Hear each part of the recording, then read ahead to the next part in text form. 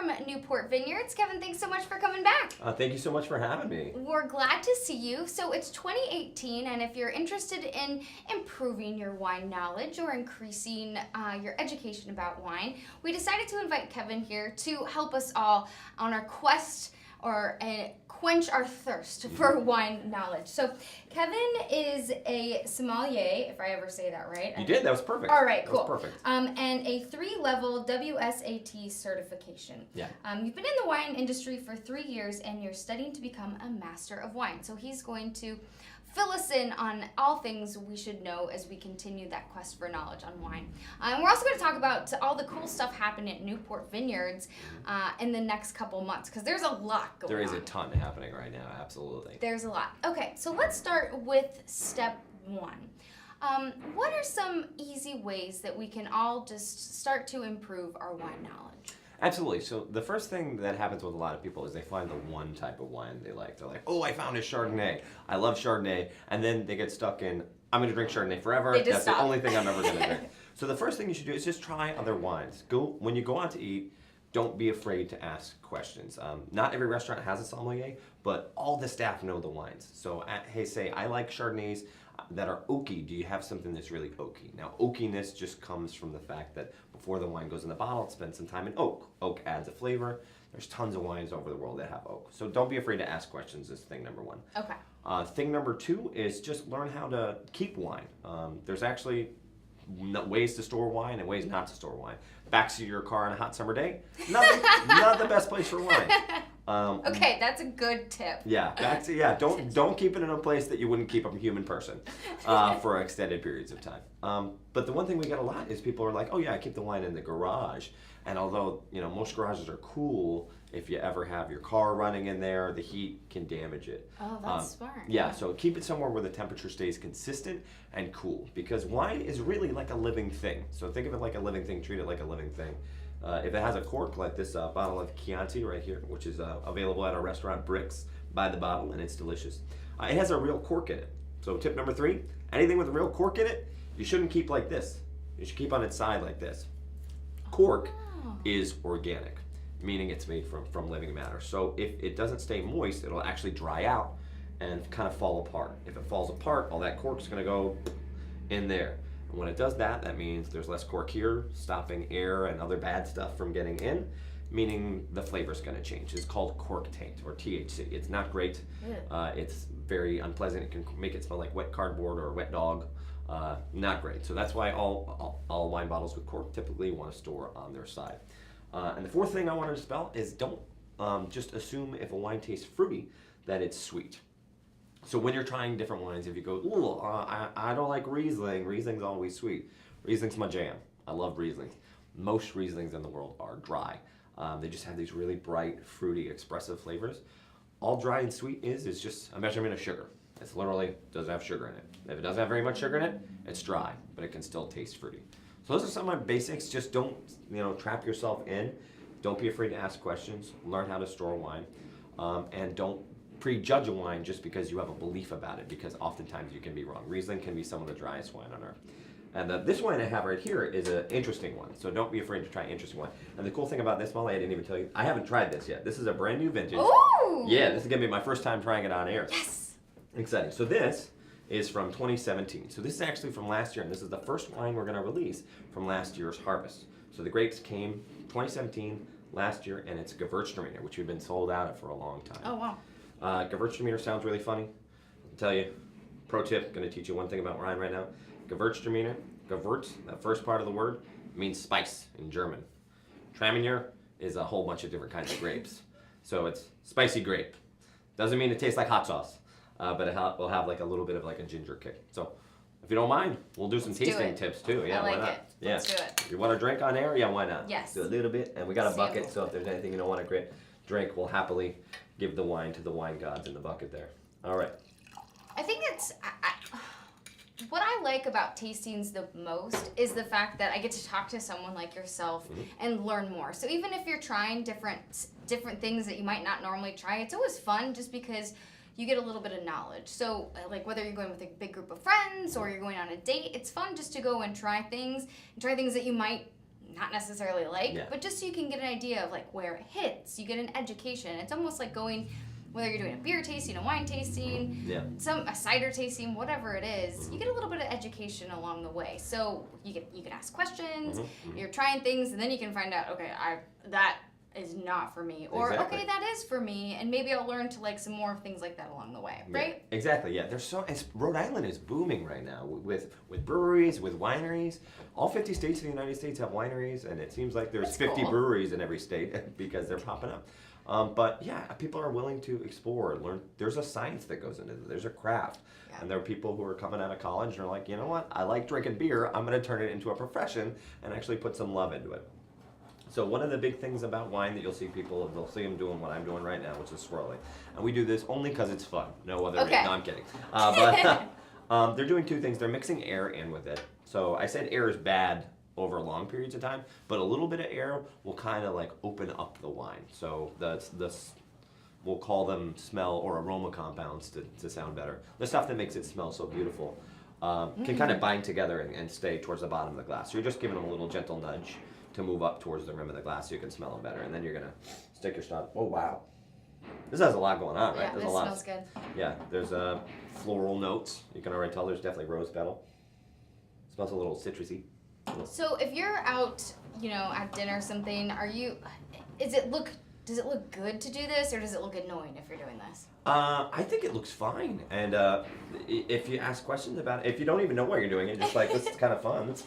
You're like, I don't know, someone told me to do this. It's appropriate? Yeah, absolutely. And you don't have to. Not every wine needs to be swirled. There'll be some wines like simple fruity wines, like some Barefoot Moscato. Yeah, you don't really need to swirl it. It's going to smell good. Probably going to smell the same after you swirl it. Okay. But some wines, older wines, this Chianti right here, definitely swirling and breathing too is another thing with wine. Letting a wine breathe means it's also been, remember, it's a living thing, right? It's been trapped in here. You need to give it some air back so that it gets to its old self again. So give it a little bit of time. When they say decant, you're really just mixing the wine with air, allowing the aroma compounds to open back up, move upwards towards the glass, or kind of just burn off some stuff that might have built up over time. So the most important part about tasting is my favorite part, tasting. So let's do that. Okay. Cheers. Cheers. All right, here's to 2017. That is very smooth. Wow, that's even better than the past few years. Well done, George, our winemaker. That's delicious. Good job, George. I'm a fan. Yeah, you get the floral note. You really feel it on the side of your mouth. But the big thing is if you're like, I don't get floral notes, don't get orange notes, I don't get any of this. I really like that. Yeah, that's super good. That's really good. That's really, really good. Good job, George. He did an awesome job. Wow, no, this is really good.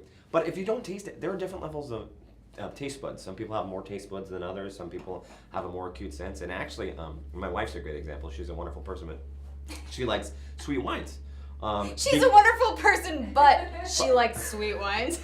No, and we looked into it, and she also can't drink black coffee because she has so many taste buds. Flavors seem so much more profound to her. So she likes it when it's a little sweet, because if it's a little dry, maybe it has high acid, that's more piercing. It's more aggressive to her. So that's a lot of people who like cream and sugar in their coffee too. They might be super tasters. You might find yourself to be a super person. But my wife is also adventurous. She will try dry wine. She even tries red wines, even though she doesn't like them, just because she has to put up with me. So she has more taste buds, or they're just super sensitive? They're more sensitive, basically what it is. Yeah, you basically have more attuned senses. There's 3 levels: your basic taster, your low-level tasters, and then super tasters. This is documented in a lot of books. By the way, if you're looking to get into the industry, my number one thing to tell you is read. Lots of books, the Wine Bible, and especially Wine Folly, which is a great book by Madeline Paquette, and wine blogs. Check stuff out online. Just Google a grape variety. Be like, tell me more about Gewürztraminer. You'll find 100 articles online that'll give you really detailed information. YouTube's a great resource as well. If you're really trying to get into the industry, there's tons of videos on YouTube. There's TV shows, there's documentaries about sommeliers now. People think we're cool, so they make movies about us. Somm Into the Bottle. There's a show called The Wine Show on Hulu. So even if you're just interested in wine for fun, watch those. Or if you're trying to get more into it, watch those as well. I'm going to have another sip of this. Yes, this please awesome. do. So I'll chat while you're taking another sip. This is really good. So if it was really cold, it would be like, just jump in it. Well, I think it's really neat. So some people are just really interested in learning more and just becoming more educated. Because I'm always trying to think, okay, what would be neat to how do we improve ourselves as we move forward into 2018? So whether that is expanding on a new career, or whether that's just whether you want to find something that you're more interested, picking up a new hobby. So that's kind of why I want to talk to you when I was thinking about this segment. Sure. Or whether you just want to know about what you're drinking. Yeah. So, yeah, absolutely. That's right. important as well. Yeah. Whether or not you want to know more about what you're putting into your body, which I always think is kind of neat as we are learning more about our food and beverage culture. Yeah. So this bottle is available now. It's available tomorrow at Newport Okay. Vineyards, and we're going to start distributing it tomorrow. So if you're looking to do a tasting during the week, if you have a day off during the week, great time to go do a tasting at Newport Vineyards, believe me. And you'll get to be one of the first people to try this wine. Oh, that's great. I know, because I haven't, you guys have been sold out for a while. We've been sold out for a few months, yeah. Yeah. So just the differences in vintages and why that number on the bottle sometimes is important. 2016, just think of it, if you were in Rhode Island, what was 2016 summer like? Hot, dry. 2017, we had a little more moisture. So we got a lot more fruit out of 2017 than 2016, because being dry, you couldn't get as much production because there wasn't as much moisture. 2017, more production. Both going to be good quality, just different quantities based on the vintages. Interesting. So as we talk a little bit more about wine education, then we'll get into all the events going on. Oh, yeah. Because there is so much going on right now. So thank you, Newport Vineyards, for letting him come over here, because that's terrible, really. getting him away from work. Let's think a little bit about red wine drinkers. So if you're totally into reds, you don't really like whites, let's focus on that for a minute. Sure. Can we increase our red wine knowledge? Well, first and foremost, learn about body. So if you say Cabernet Sauvignon, and Cabernet Sauvignon all day long, again, there are other wines that have as much kick as Cabernet Sauvignon. If you're into Pinot Noir tends to be on the other end of the spectrum, body. That's really what defines red wine drinkers. They want either really, really strong flavors or light, delicate. White wine drinkers, often they're like dry, oaky, or sweet. But reds tend to all be relatively dry. There's not usually a lot of sugar in them, but they're light body to full body. So figure out what you like, and don't be afraid of other countries. Everybody probably does France, California, right? Those are the two places you go to. Don't be afraid of Spain. Spain is probably my favorite wine producing country, and they have red wines that run the spectrum. Specifically Rioja, which is a great region producing red wines that can go from like really, really soft to really, really intense, and it's all in the same region. That's cool. So for red wines like this, if you're like, okay, I don't really like Chianti, and you're thinking of the stuff in a basket with the big jug, yeah, that technically, that's Chianti, but that's unregulated Chianti. That's Chianti before they started getting all these funky wine turns. Italian wine labels are super intimidating, right? Look how many different words there are just on this bottle right here. You've got Chianti, Classico, Denomination, di Origine, di Controllata, and Reserva. Yeah. What is going on there? Okay, so Chianti is a region. Unfortunately, what the Europeans like to do, unlike us, where we say, it's Gewürztraminer. We put the grape right on there. We made it nice and easy for you. They'll put the name of the region. The reason for that is because maybe that region had a technique of blending different grapes that everybody's like, wow, your wine in that region is spot on. They're like, okay, it's 14 different grapes. We're not going to put that on the label, but we'll put the name of the region.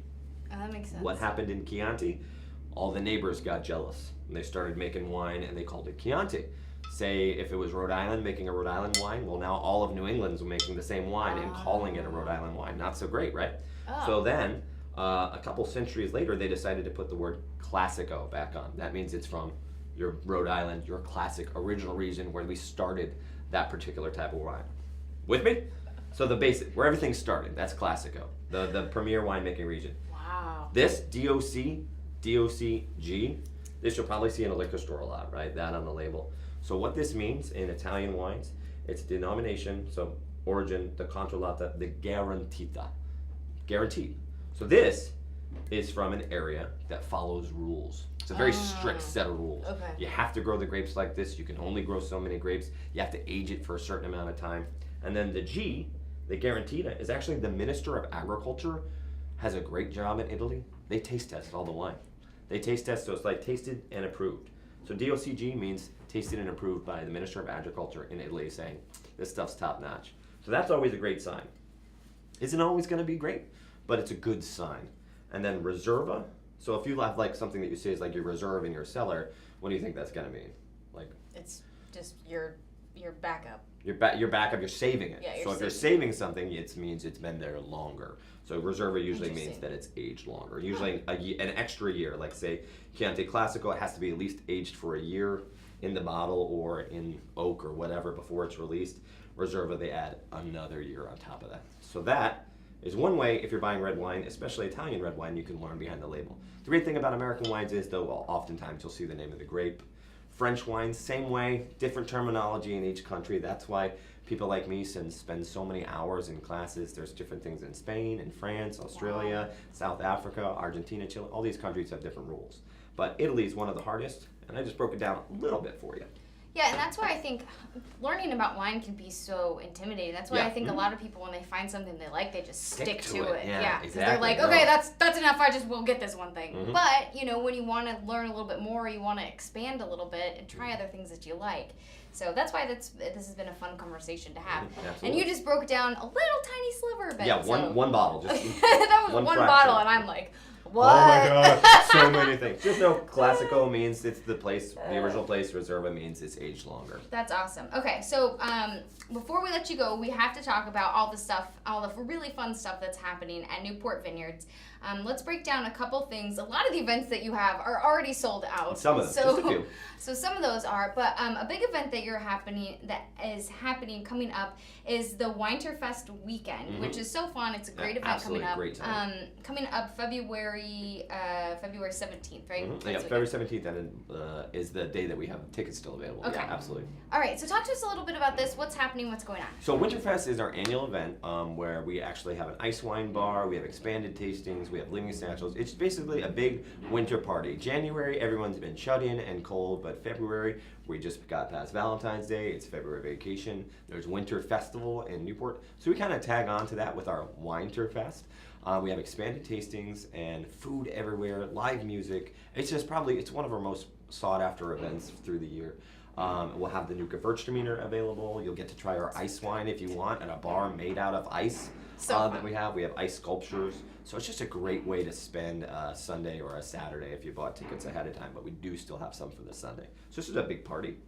And the ice wine's really good too. Ice wine's delicious. The ice wine's really good. It's fun. It's fun to have it if you haven't had it before.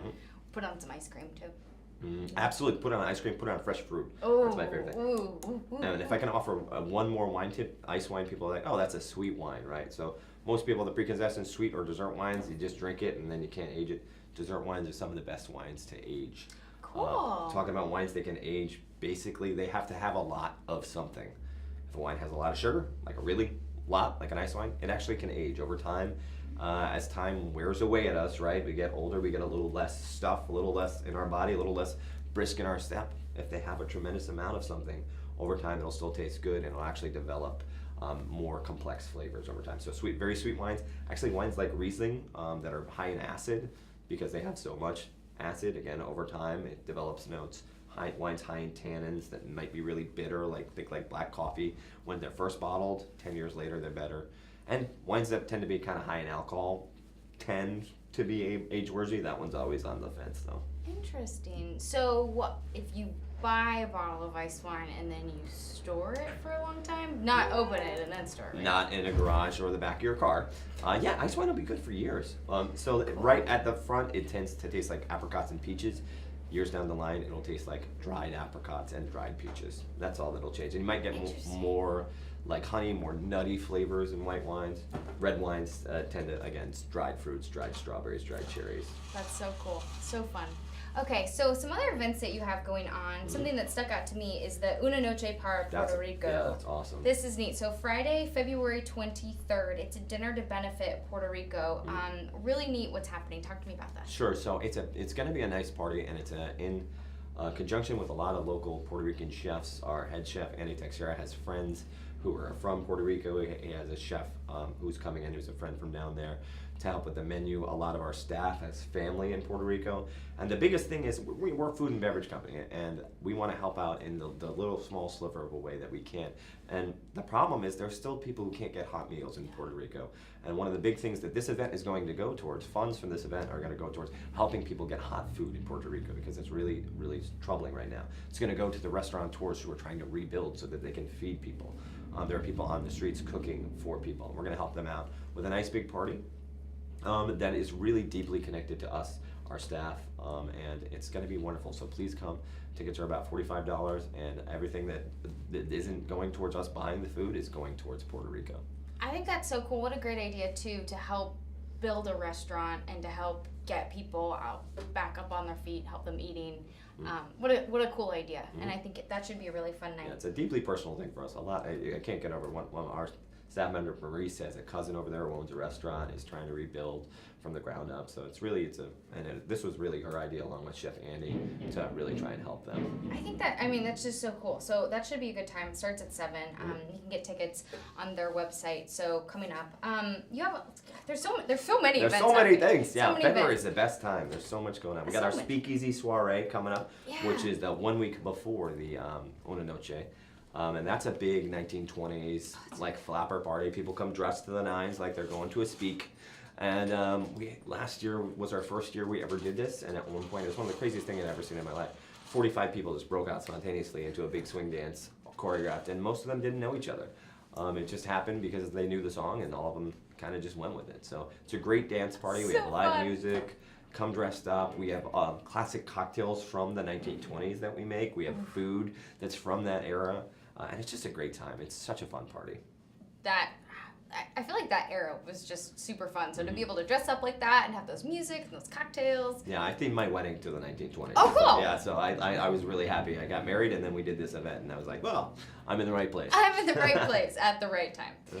Also, you have another great Barrel of Laughs comedy event coming absolutely. up with headliner Will Noonan. Yeah, Will Noonan, who's been on Sarah Silverman, who's been on with Amy Schumer, is going to be the headliner. And those are always fun. We got a bar. We set up our Meadow Room as a great night for the comedians. I actually have done stand-up comedy myself back in the day. These guys are way better than I ever was. Way better. And yeah, it's absolutely, we do them quite often. This one, Will Noonan's actually a really, really great catch. So come down and check him out. He's a very, very funny guy. And you can also come try a glass of our wine, enjoy, and laugh along with a glass of wine. I mean, get some of this Gewürztraminer. Absolutely. It's super hard to pronounce. I know, it's super hard to pronounce. Gewürztraminer. I say just really say good. G and sneeze, and you're good. Solid. Gesundheit. Yeah. Get some of this Gesundheit. Mhm. And of course, you have all the other events, like the yoga events. You have the. We have a scratch series now, which is a new Yeah, thing. that looks so good. Yeah, that's really cool. So the scratch series, the next one sold out, and we're going to Yeah. be doing them monthly. Okay, except so they're in gonna be our, monthly from now on. Yeah, except Okay. in our busiest summer months when it's just bonkers. But yeah, it's going to be a monthly series in our catering kitchen with our chefs. You're going to go in and you're going to see how to make stuff. The next one we have tickets available for, I believe, is in March, and it's going to be cooking with beer. Also, the ones I'm already looking ahead towards the ones that we have later this year. We have how to brine your turkey in November. Cool. We have all sorts of how to make gravies, how to make different fruit dishes, and each one you're going to be in the kitchen. You get to try this stuff. You get to watch the chefs make it. So those are really, really cool, hands-on, like classroom things that we're starting at the Vineyard. That's so awesome. What a good idea. What a neat idea too. So I was looking at all the events. The scratch dinners look really good. So Kevin, thank you so much for joining us here today Thank on you. Go Local Live. Hopefully we've expanded your wine knowledge as we move forward in 2018. And if you're interested in any of the events, we'll have a link, of course, to Newport Vineyards online. So thanks so much for joining us. Business Monday starts here in just a moment, so stay with us on Go Local Live. I appreciate it. I'm Molly O'Brien. Enjoy the rest of your Monday.